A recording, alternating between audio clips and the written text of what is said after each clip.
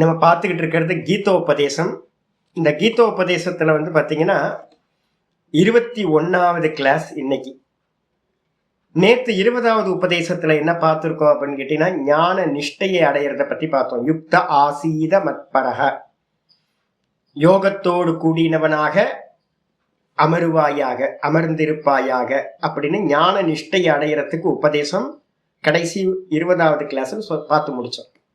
இன்னைக்கு 21வது உபதேசம் வந்து பார்த்தீங்கன்னா ஆரம்பிக்குது. 3வது அத்தியாயத்துல 8வது ஸ்லோகம் வந்து பார்த்தீங்க அப்படின்னா ஆரம்பிக்குது. 8வது ஸ்லோகத்துல வந்து பார்த்தீங்க அப்படின்னா 3:8, 3வது அத்தியாயம் 8வது ஸ்லோகத்துல 21வது உபதேசம் அர்ஜுனனுக்கு கிருஷ்ண பரமாத்மா செய்கின்றார். என்ன ஸ்லோகம் பார்த்துவோம். நியதம் குரு கர்மத்வம் கர்மஜ்யாயோ ஹ்யகர்மணஹ ஷரீர யாத்ராபி சதே ந பிரசித்யேத கர்மணஹ. நியதம் குரு கர்மத்வம் கர்மஜ்யாயோ ஹ்யகர்மணஹ ஷரீர யாத்ராபி சதே ந பிரசித்யேத கர்மணஹ. இதுல ஸ்லோகம் ஆரம்பிக்கும் போதே வந்து பார்த்தீங்கன்னா கட்டளை வந்துடுது, கமாண்ட் வந்துடுது. நியத்தம் குரு கர்ம, நியத்தம் குரு கர்ம, இதான் வந்து பார்த்தீங்க அப்படின்னா கட்டளை. கட்டளை வாக்கியம் வந்து குரு அப்படின்னா செய்யின்னு அர்த்தம். நியத்தம் குரு கர்ம அப்படின்னா என்ன அர்த்தம்? நியத்தம் கர்ம குரு. நியத்தம்னா என்ன சுவாமி அப்படின்னு கேட்டீங்கன்னா, நியத்தம்ன்றதுக்கு அர்த்தம் வந்து பார்த்தீங்கன்னா சாஸ்திரத்துல சொல்லப்பட்டிருக்கு. நியத்தம்ன்றதுக்கு அர்த்தம் நித்திய கர்மங்களை, சாஸ்திரத்துல சொல்லப்பட்ட ஒவ்வொரு பர்சனுக்கும் என்னென்ன கர்மங்கள்னு சாஸ்திரத்தை சொல்லியிருக்கோம், அந்தந்த கர்மங்களை நித்தியமா வந்து பார்த்தீங்கன்னா பண்ணிக்கொண்டே இருப்பாயாக. அப்போ அவங்கவுங்களுக்கு ஒரு டியூட்டி கொடுத்துருக்குல, பகவான் கொடுத்துருக்காருல. இப்ப நான் சன்னியாசி, அப்ப சன்னியாசியோட தர்மம் என்ன? வேதாந்த சிரவணம் பண்றது, வேதாந்த மனனம் பண்றது, ஓங்கார ஜபத்தை பண்றது, என்கிட்ட இருக்கிறது எல்லாத்தையும் மற்றவங்களுக்கு கொடுத்துக்கிட்டே இருக்கிறது. அப்ப சதா காலமும் தபஸ் பண்ணிக்கிட்டு ஓங்கார ஜபத்தை பண்ணிக்கிட்டு இந்த சுவாத்தியாயத்தை பண்ணிக்கிட்டு இருக்கிறது எனக்கு கொடுத்த ரோல். அதே மாதிரி வந்து பார்த்தீங்கன்னா ஒவ்வொரு மனுஷனுக்கும் வந்து பார்த்தீங்க அப்படின்னா அவன் இருக்கக்கூடிய ஆசிரம தர்மங்களை வச்சுக்கிட்டு, பிரம்மச்சாரிக்கு ஒரு தர்மம், அதே மாதிரி வந்து பார்த்தீங்கன்னா கிரகஸ்தர்களுக்கு ஒரு தர்மம், வானப்பிரஸ்தர்களுக்கு ஒரு தர்மம், சன்னியாசிகளுக்கு ஒரு தர்மம்னு ஆசிரம தர்மங்கள் வந்து பார்த்தீங்கன்னா பகுக்கப்பட்டிருக்கு, மோட்சத்தை நோக்கி போகக்கூடியது. அப்போ அவங்க வந்து பார்த்தீங்கன்னா அவங்களுடைய கர்மத்தை வந்து பார்த்தீங்கன்னா கண்டிப்பா செய்து கொண்டே இருக்க வேண்டும் அப்படின்னு வந்து பார்த்தீங்கன்னா இந்த கட்டளை சொல்லுது. சும்மா இருக்காத. நல்லா தெரிஞ்சுங்க, போன உபதேசத்தை நீங்க பார்த்தீங்கன்னா தெரியும். சும்மா இரு, யோகத்தோடு கூடினவனா சும்மா இரு. அதே நேரத்துல இப்ப பார்த்த உபதேசம் பார்த்தீங்கன்னா சும்மா இருக்காத, கர்மத்தை செய்து கொண்டே இரு. சுவாமி 20வது உபதேசத்துக்கும் 21வது உபதேசத்துக்கும் என்ன சுவாமி இவ்வளவு கான்ட்ரடிக்ஷன் இருக்கு அப்படின்னா, 2வது அத்தியாயத்தோட வந்து பாத்தீங்கன்னா அப்படின்னா என்னன்னா, 2வது அத்தியாயத்துல ஞான நிஷ்டையை அடையிறது வரைக்கும் கம்ப்ளீட்டா சொல்லி முடிச்சிருச்சு. இப்ப யாருக்காவது வந்து பாத்தீங்கன்னா ஆசை இருக்கணும், சுவாமி நான் வந்து பாத்தீங்கன்னா ஆத்ம ஞான நிஷ்டையை அடையணும், மோட்சத்தை அடையணும். ஆத்ம ஞான நிஷ்டைக்கு பேர் தான் வந்து பாத்தீங்கன்னா மோட்சம். நான் மோட்சத்தை அடையணும் சாமி, அதுக்கு என்ன பண்ணணும் அப்படின்னு யாராவது கேள்வி கேட்டாங்க அப்படின்னா, ஒரு புது பர்சன் வர, சாமி நான் மோட்சத்தை அடையணும் என்ன பண்ணணும் சுவாமி அப்படின்னு யாராவது கேள்வி கேட்டாங்கன்னா, மோட்சத்துக்கு வந்து பார்த்தீங்கன்னா 4 ஸ்டெப்ஸ் வந்து பார்த்தீங்கன்னா சாஸ்திரத்துல கீதால சொல்லப்பட்டிருக்கு. என்னென்ன ஸ்டெப் சுவாமி 4 அப்படின்னு கேட்டீங்கன்னா, முதல் உபதேசமே வந்து பார்த்தீங்க அப்படின்னா கர்மம். முதல் உபதேசம் கர்மத்தை செய்யறது. 2வது உபதேசம் கர்ம யோகத்தை பண்றது. 3வது உபதேசம் ஞானம். ஞானத்துக்கு அப்புறம் வந்து ஞான நிஷ்டை அப்படின்னு மொத்தம் 4. கர்மம், கர்மயோகம், ஞானம், ஞான நிஷ்டை அப்படின்னு 4 ஸ்டெப்பா வந்து பாத்தீங்கன்னா சாஸ்திரத்தை பிரிச்சுக்கணும். அப்போ 20வது உபதேசத்துல வந்து பாத்தீங்கன்னா நம்ம சொல்லி முடிச்சிட்டோம். முக்தி அடையறதுக்கு வந்து பாத்தீங்கன்னா சும்மா இரு, சொல்லற எல்லாத்தையும் கண்ட்ரோல் பண்ணிட்டு யோகத்தோட அமர்ந்திரு அப்படின்னு. இதே வந்து பாத்தீங்கன்னா ஒருத்தர் புதுசா ஆரம்பிக்கிறார் அப்படின்னா 3வது சாப்டர்ல இருந்து தான் பகவத்கீதை உபதேசம் வந்து பாத்தீங்கன்னா ஒரு பிகினர்ஸ்க்கு ஆரம்பிக்குது. உபதேசம் என்ன? முதல் இது வந்து பாத்தீங்க அப்படின்னா நிறைய பேர் ஊர்ல வந்து பாத்தீங்கன்னா சோம்பி கிடக்குறான். உச்சத்துல வந்து பண்ண வேண்டிய காரியத்தை ஆரம்பத்துல பண்ணக்கூடாது. சும்மா இரு சொல்லன்றது வந்து பாத்தீங்கன்னா எல்லாத்தையும் முடிச்சவனுக்கு வந்து பாத்தீங்கன்னா கடைசி நிஷ்டை அடைகிறதுக்காக சும்மா இரு அப்படின்றது. அதே வந்து பாத்தீங்கன்னா ஒருத்தன் பிகினர் வந்து ஃபாலோ பண்ண என்ன ஆகும், சும்மா இருக்கிற சுவாமி அப்படின்னா அது சாதனை இல்லை, அவனுக்கு வந்து பாத்தீங்கன்னா பக்குவப்படுத்தாது. அப்ப வந்து பாத்தீங்கன்னா ரொம்ப முக்கியமானது வந்து பாத்தீங்கன்னா கருமத்தை பண்ணணும். கருமத்தை பண்ணல அப்படின்னா மனசு, இந்திரியங்கள், இந்த உடம்பெல்லாம் துருபிடிச்சு போயிடும், எதுக்குமே யூஸ் ஆகாம போயிடும் உங்களுக்கு. அதனால வந்து பாத்தீங்க அப்படின்னா முதல் உபதேசம் நல்லா எடுத்துக்கணும். நியத்தம் குரு கர்மத்துவம். அர்ஜுனா, நீ என்ன பண்ண அப்படின்னா முதல்ல உன்னுடைய டியூட்டி என்னவோ, உன்னுடைய கர்மம் என்னவோ அந்த கர்மத்தை செய். அதுதான் ஃபர்ஸ்ட் உபதேசம். யாரா இருந்தாலும் அவங்களுடைய கர்மத்தை தான் அவங்க பண்ண வேண்டும். எஸ்கேபிசம் இங்க வந்து உதவாது. மோட்ச மார்க்கத்துல எஸ்கேப் ஆக முடியாது. அப்ப அவங்களுக்கு கொடுக்கப்பட்ட ரோல் என்னவோ, அந்தந்த ஆசிரமத்துல என்னென்ன தர்மம் இருக்கோ அந்தந்த தர்மத்தை முதல்ல செய்ய வேண்டும். இந்த கர்மத்துல வந்து பாத்தீங்க அப்படின்னா நியத்தம்ன்றதுக்கு அர்த்தம் நித்தியம்னு ஒரு வார்த்தை இருக்கு. ஒரு வார்த்தை சொல்லுவோம், என்னன்னு கேட்டீங்கன்னா நித்தியம் நைமித்திகம் குறியாத் பிரத்யவாய ஜிகாசையா. ஒரு முமுக்ஷு என்ன பண்ணணும், எனக்கு மோட்சம் அடையணும்னு ஒருத்தருக்கு ஆசை வந்துச்சுன்னா அவர் வந்து பாத்தீங்கன்னா நித்திய கருமங்களையும் அதே மாதிரி நைமித்திக கருமங்கள்னு சொல்லக்கூடிய அகேஷன்ல வரக்கூடிய கர்மங்களையும் அவர் செய்ய வேண்டும், அவசியம் செய்ய வேண்டும். ஏன் சுவாமி அப்படின்னா தோஷம் வராமல் இருப்பதற்கு. காலையில எந்திரிச்ச உடனே வந்து பாத்தீங்க அப்படின்னா ஈஸ்வர பூஜையோ இல்ல ஒரு ஜபத்தையோ ஒரு தியானத்தையும் ஒரு பிராணாயாமத்தையும் வச்சுக்கிட்டோம் அப்படின்னா காலையில எந்திரிக்கணும். ஒரு 4 மணிக்கெல்லாம் எந்திரிச்சிடணும். அப்ப டியூட்டிய எந்திரிச்சு வந்து பாத்தீங்க அப்படின்னா நம்மளுடைய நித்திய கர்மங்களை வந்து ஈஸ்வர பூஜை, ஜபம், தியானம் இதெல்லாத்தையும் பண்ணி முடிச்சிடணும். அதுக்கப்புறம் வந்து பாத்தீங்கன்னா முடிஞ்சா என்ன மாதிரி ஒரு ஆசிரியர் பாடம் சொல்லி கொடுத்தாருன்னா காலையில ஒரு கிளாஸை கேட்டுடணும். கேட்டு வந்து பாத்தீங்கன்னா வேலைக்கு போகணும்.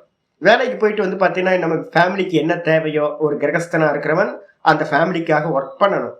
அந்த ஃபேமிலிக்கு என்னெல்லாம் தேவை இருக்கோ அதெல்லாம் பண்ணணும். இதுதான் வந்து பாத்தீங்கன்னா டியூட்டி. கிரகஸ்தனுக்கு வந்து பாத்தீங்கன்னா கர்மம் தான் வந்து பாத்தீங்கன்னா தர்மம். கர்மத்திலிருந்து எஸ்கேப் ஆகிறது வந்து பாத்தீங்கன்னா மிகப்பெரிய பாப்பம். அது உங்களுக்கு என்ன பண்ணும், நரக்கத்துல கொண்டு போய் விட்டுரும். அதனால சொல்லுது என்னன்னு கேட்டீங்கன்னா எல்லா மனுஷங்களும் வந்து பாத்தீங்கன்னா முதல்ல வந்து பாத்தீங்கன்னா அவங்களுக்கான கர்மத்தை செய்ய வேண்டும். நித்தியம் நித்திய கர்மா. நைமித்திக கர்மான என்ன சுவாமி அப்படின்னு கேட்டீங்கன்னா தர்ப்பணங்கள் வரும். மாசம் தர்ப்பணங்கள், அமாவாசை தர்ப்பணம் வரும். பித்திரு கர்மாக்கள் நம்ம சொல்றோம். இறந்து போனவங்களுக்கு மூதாதையருக்காக பண்ண வேண்டிய பித்திரு கர்மாக்கள் இருந்துச்சுன்னா பண்ணணும். அதே மாதிரி வந்து பாத்தீங்கன்னா வருஷத்துல வரக்கூடிய திதிகளை வந்து முறையா பண்ணணும். அப்புறம் சூரிய கிரகணம், சந்திர கிரகணம் மாதிரியான அக்கேஷன்ல வரக்கூடிய ஸ்நானங்களை பண்ணணும், தான தர்மங்களை பண்ணணும்.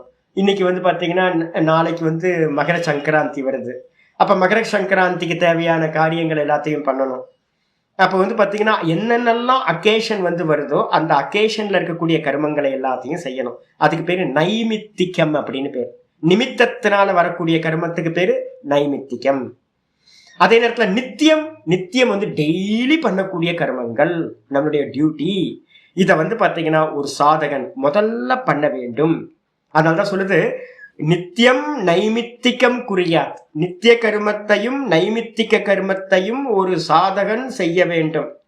அதே நேரத்துல வந்து பாத்தீங்கன்னா காமியம் பிரதிஷித்தம் வர்ஜயேத் சதா வர்ஜயேத்.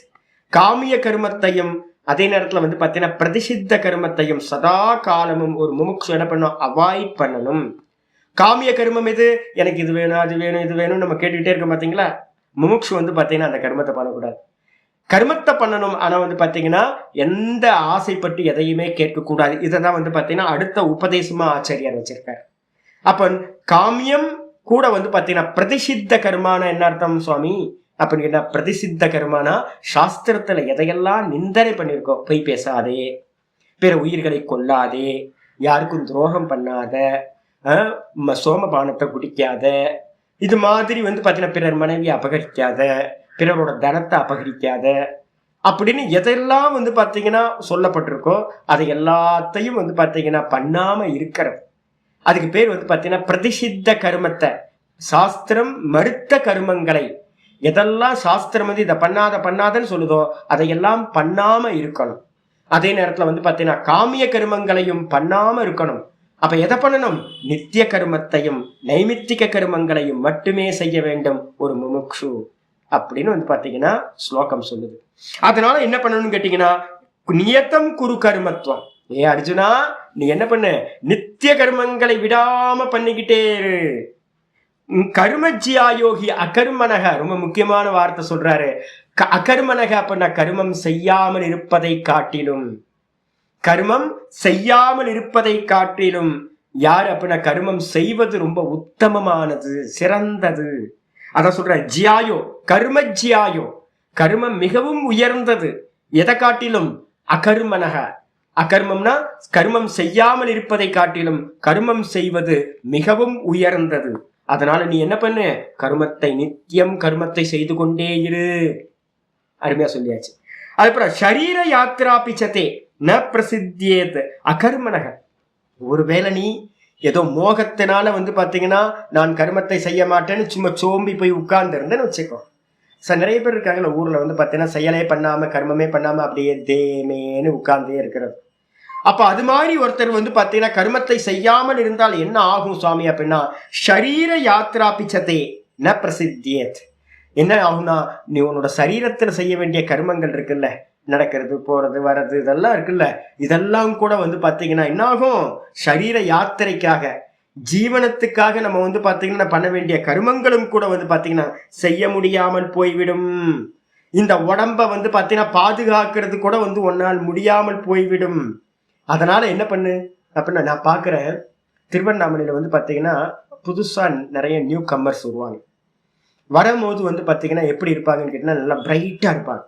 நான் பாக்குறேன் வர நிறைய பேர். இப்போ ஒரு 15 வருஷமா இங்க இருக்கேன்ல, அதனால வந்து பாத்தீங்கன்னா யாரெல்லாம் புது கம்மர்ஸ்ன்னு பார்த்துக்கிட்டே இருப்பேன். நியூ கம்மர்ஸ் புதுசு புதுசா நிறைய பேர் வருவாங்க. வந்தோடனே நல்ல குருநாதர்கள் இல்லை. என்ன பண்ணுவோம் நாங்க? என்ன பண்ணுவோம்னு கேட்டீங்கன்னா, யார் புதுசா வந்தாலும் மலையை சுத்து, கோயிலுக்கு போ, உட்காந்து ஜபம் பண்ணு, சேவை பண்ணு, எங்கேயாவது வந்து பாத்தீங்கன்னா ஒரு இடத்துல சேவை பண்ணு அப்படின்னு வந்து பாத்தீங்கன்னா ஃபுல் டைம் கமிட்மெண்ட்டோட நல்ல கர்மங்கள்ல கமிட் பண்ணிக்கோ அப்படின்னு சொல்லுவோம். அப்போ ஒரு குருநாதர் இல்லாத நிலையில புதுசா வரவங்க எல்லாம் தான் தோன்றியா வராங்க. தான் தோன்றின என்ன அர்த்தம்? சுயம்பு. அப்படி வரும்போது என்ன பண்றாங்கன்னா, கைடன்ஸ் யாரும் இல்லாததுனால ரமண பகவான் வந்து சும்மா இருந்தார், நம்மளும் சும்மா இருக்கலாம் அப்படின்னு வந்துடுறாங்க. அவர் எந்த நிலையில இருந்தாருன்னு தெரியல. இவங்க நேரா வந்து சும்மா இருக்க ஆரம்பிக்கிறாங்க. சும்மா இருக்க ஆரம்பிச்சோன்னு பார்த்தா மெதுவா மெதுவா மெதுவா சரீரத்துல ரோகம் வர ஆரம்பிச்சிடும். இது ஆக்ஷன் பண்ணிக்கிட்டே இருந்துச்சு அப்படின்னா இது காரியம் பண்றதுக்கு ரொம்ப எபிலிட்டியா சாமர்த்தியம் உடையதா இந்த சரீரம் இருக்கும். எதை நீங்க வந்து பாத்தீங்கன்னா பயன்படுத்தாம அப்படியே தூக்கி ஓரமா போட்டிருந்தீங்களோ அது மெதுவா மெதுவா என்ன ஆயிடும்? செயல்படுறதுக்கு சாமர்த்தியம் இல்லாமல் போய்விடும். எந்த வஸ்துவும் அப்படிதானே. ஏதாவது ஒரு இதை வந்து பாத்தீங்க அப்படின்னா, வண்டி 2 வீலர் இருக்கு. 2 வீலர் வந்து பாத்தீங்கன்னா நான் எங்கேயாவது ஊருக்கு போகும்போது என்ன பண்ணுவேன், 2 வீலரை வந்து பாத்தீங்கன்னா மூடி வச்சுட்டு போயிடுறேன்னா, ஒரு 10 நாள் 15 நாள் யாத்திரை பண்ணிட்டு வந்தேன் அப்படின்னா ஸ்டார்ட் ஆகாது. பேட்டரி என்ன ஆயிடும்? பேட்டரி டவுன் ஆயிடும். அப்ப திரும்ப வந்து பாத்தீங்கன்னா பேட்டரியை கழட்டி கொண்டு போய் ரீசார்ஜ் பண்ணிட்டு வந்து திரும்ப ஸ்டார்ட் பண்ணாதான் வண்டி ஸ்டார்ட் ஆகும். இந்த இரும்பு ஐட்டங்கள்லாம் பாத்தீங்க அப்படின்னா, ஏதாவது ஒரு டேப் வந்து பாத்தீங்கன்னா அயன் டேப் ஏதாவது அதை யூஸ் பண்ணாம அப்படியே விட்டோம் அப்படின்னா திரும்ப திறக்க முடியாது, டைட் ஆயிடாது. அந்த ஸ்டெயின் வந்து பாத்தீங்கன்னா துரு பிடிச்சி என்ன ஆயிடும்? யூஸ் ஆகாம போயிடும்.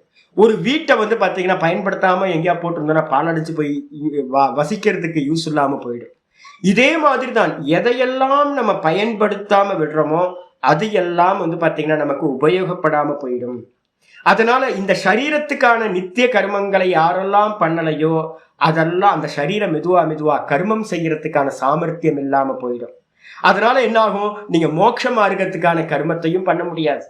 அதனாலதான் நான் இங்க வரவங்களை நிறைய பேரை பாக்குறேன். வந்து சும்மா உட்காருவாங்க, அதுக்கப்புறம் அவங்களால ஒரு காரியம் பண்ண முடியாம போயிடும். ஒரு 3 மாசம் 6 மாசம் சும்மா இருந்து பழகிட்டாங்கன்னு வச்சுங்க, அவங்களால வந்து பாத்தீங்கன்னா ஒரு ஜபத்தையோ ஒரு தியானத்தையோ இல்ல ஒரு கிரிவலமோ இல்ல அவங்களால ஒரு சேவையோ பண்ண முடியாமல் போய்விடும். அதனால என்ன ஆகும்? அவங்களுக்கு முன்னேற்றம், ஆத்ம முன்னேற்றம் இல்லாமல் போய்விடும். அதனால வந்து பாத்தீங்கன்னா, ஹே அர்ஜுனா, நீ முதல் காரியம் உன்னுடைய கர்மங்களை வந்து பாத்தீங்கன்னா நித்திய கர்மங்களை செய்வாயாக. இதுதான் வந்து பாத்தீங்கன்னா நியத்தம் குரு கர்மத்துவம். ஏ அர்ஜுனா, நீ நியத்தம் கர்மனா நித்தியம் வந்து பாத்தீங்கன்னா கர்மங்களை செய்வாயாக, எஸ்கேப் ஆகாத அப்படின்னு வந்து பாத்தீங்கன்னா இந்த ஸ்லோகம் சொல்லுது. இதோட வந்து பாத்தீங்கன்னா ஒரு கனெக்ட் ஆயிருக்கிறது ஒரு ஸ்லோகம்னு நான் சொல்றேன். 3ல் 6. இப்ப நம்ம பார்த்துட்டு இருக்கிறது 3ல் 8 கட்டளை இருக்கு. 3ல் 6 ஸ்லோகம் வந்து பார்த்தீங்கன்னா ரொம்ப இம்பார்ட்டன்ட். இங்க சொல்றாரு, கர்மேந்திரியாணி சம்யம்ய யாஸ்தே மனசா ஸ்மரன் இந்திரியார்த்தான் விமூடாத்மா மித்யாச்சாரஸ்ஸ உச்யதே. அற்புதமான ஸ்லோகம் சொல்றார். எவன் ஒருத்தர் வந்து பாத்தீங்கன்னா வெளியில இருக்கிற கர்மேந்திரியங்கள் எல்லாத்தையும் கண்ட்ரோல் பண்ணிட்டு, எங்கேயும் போகாம நடந்து போகாம எந்த கர்மத்தையும் பண்ணாம இருந்துகிட்டு வந்து பாத்தீங்கன்னா, எவன் மனசாஸ்மரன் ஆஸ்தே, எவன் வந்து பாத்தீங்கன்னா உள்ளுக்குள்ளார காமத்தோடு ஆசையோடு மனோராஜ்யம் பண்ணிக்கிட்டு வெளியில வந்து சோம்பல்னால வந்து பாத்தீங்க அப்படின்னா விரக்தன் மாதிரி, சோம்பலோட நான் சும்மா இருக்கிறேன் வேஸ்ட் வெளியில பண்றதெல்லாம் அப்படின்னு உள்ளுக்குள்ளார காம சிந்தனையோட இருந்துகிட்டு ஆசையோடு இருந்துகிட்டு வெளியில இந்திரியங்களை எல்லாத்தையும் அடக்கி எவனை ஒருத்தன் சும்மா உட்கார்ந்து இருக்கானோ, வெளில பாக்குறவங்க நினைப்பாங்க பாரு அவர் சும்மா உட்கார்ந்து இருக்காருன்னு நினைப்பாங்க. ஆனா உள்ளுக்குள்ளார அவன் என்ன பண்ணுவான், நிறைய காம சிந்தனைகளை பண்ணிக்கிட்டு இருப்பான், அனுபவிச்சுட்டு இருப்பான், மனோராஜ்யம் போயிட்டு இருக்கோம். அப்படிப்பட்டவன் வந்து பாத்தீங்கன்னா இந்திரியார்த்தான் விமூடாத்மா, இந்திரிய விஷயங்கள்ல வந்து பாத்தீங்கன்னா அவன் என்ன ஆகுறான்னு கேட்டீங்கன்னா, இந்திரியார்த்தான புலன் பொருட்களை வந்து பாத்தீங்கன்னா மனசுல நினைச்சுக்கிட்டு எவன் வந்து பாத்தீங்கன்னா கர்மேந்திரியங்களை அடக்கி வெளி விஷயங்களை உள்ளுக்குள்ளார சிந்தனை பண்ணிக்கிட்டு எவன் உட்கார்ந்து இருக்கானோ அவன் விமூடாத்மா, ரொம்ப ஸ்பெஷலான முட்டாள் அப்படின்ற மூர்க்கன். அவன் என்ன பண்றான் அப்படின்னா மித்தியாச்சாரச உச்சியதே, அந்த முட்டாளை நீ என்ன பண்ணணும் அப்படின்னா மித்தியாச்சாரன் என்று சொல்லப்படுகின்றான். அப்ப யாரெல்லாம் வந்து பாத்தீங்கன்னா உள்ளுக்குள்ளார காமத்தை வச்சுக்கிட்டு விஷய சிந்தனை பண்ணிக்கிட்டு வெளியில சும்மா இருக்கானோ அவன் மித்தியாச்சாரன். மித்தியாச்சாரன் அர்த்தம் பொய்யொழுக்கம் உடையவன், பொய்யன் அப்படின்னு, வேஷதாரி அப்படின்னு சொல்லப்படுகின்றான். அப்ப என்ன பண்ணணும்னு கேட்டீங்கன்னா, முதல் ஸ்டெப் வந்து யாரெல்லாம் வந்து பாத்தீங்கன்னா மோட்ச மார்க்கத்துல இறங்குறோமோ முதல் ஸ்டெப் ஒரு குருநாதர் என்ன சொல்லுவார் அப்படின்னு கேட்டீங்கன்னா, முதல் ஸ்டெப் கிருஷ்ண பரமாத்மா சொல்றார், கர்மத்தை நித்தியம் கர்மத்தை தப்பிச்சுக்காம என்ன பண்ணணும் செய்ய வேண்டும். ஆனா இதோட போதுமா சுவாமி, இந்த உலகத்துல நிறைய பேர் பண்றாங்களே சுவாமி, நிறைய பேர் கர்மத்தை வந்து பாத்தீங்கன்னா அவங்க உங்களுக்கான டியூட்டியை பண்றாங்களே சுவாமி, பண்றாங்க. ஆனா வந்து பாத்தீங்கன்னா மோட்ச மார்க்கத்துல அடுத்த ஸ்டெப் ஒண்ணு இருக்கு. என்னன்றது நம்ம 22வது உபதேசத்தை நாளைக்கு கிளாஸ்ல வந்து பாத்தீங்கன்னா பண்ணலாம். அப்போ ஒரு 4 ஸ்டெப் நம்ம எப்பவுமே வச்சுக்கணும். கர்மம், அதுக்கப்புறம் கர்ம யோகம், அதுக்கப்புறம் ஞானம், ஞான நிஷ்டை. முதல்ல வந்து பாத்தீங்கன்னா கர்மத்தை பண்றது முதல் சாதனம். அதே நேரத்தில் ஞான நிஷ்டையில போறவன் என்ன பண்ணுவான்னு கேட்டீங்கன்னா 4வது ஸ்டெப் சும்மா இருக்கிறது. அப்ப 20வது உபதேசத்தை நம்ம என்ன பண்ணோம், சும்மா இரு சொல்லறன்னு ஞான நிஷ்டையை அடையவரனுக்கு சொல்றது.